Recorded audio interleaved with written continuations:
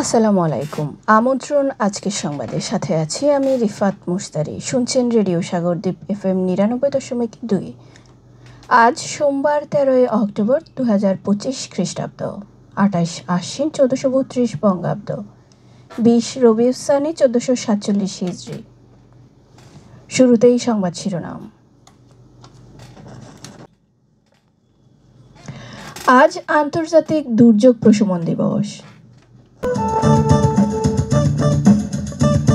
এবারে বিস্তারিত খবর।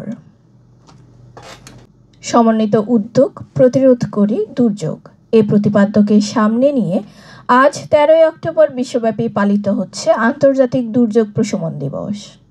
দুর্যোগের ঝুঁকি হ্রাসে জনগণের সচেতনতা বৃদ্ধি এবং বিপদ মোকাবেলায় প্রস্তুতি জোরদারের লক্ষ্যে প্রতিবছর ১৩ অক্টোবর দিবসটি পালিত হয়।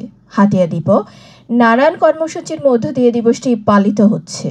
ভৌগোলিক অবস্থানগত কারণে জলবায়ু পরিবর্তনজনিত দুর্যোগের সবচেয়ে ঝুঁকিপূর্ণ দেশগুলোর একটি হলো বাংলাদেশ।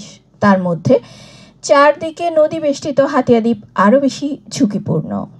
আন্তর্জাতিক দুর্যোগ প্রশমন দিবস উপলক্ষে হাতিয়া উপজেলা প্রশাসন এবং দুর্যোগ ব্যবস্থাপনা বিভাগের আয়োজনে উপজেলা পরিষদ হল রুমে সকাল ১০টায় একটি আলোচনা সভা অনুষ্ঠিত হয়। সভার সভাপতিত্ব করেন হাতিয়া উপজেলা নির্বাহী অফিসার মোহাম্মদ আলাউদ্দিন।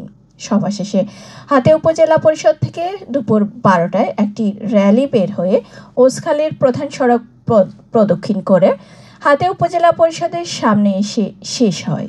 এতে ফায়ার সার্ভিস, সিপিপি এবং উপজেলা পরিষদের সকল কর্মকর্তা কর্মচারী বৃন্দ অংশগ্রহণ করেন।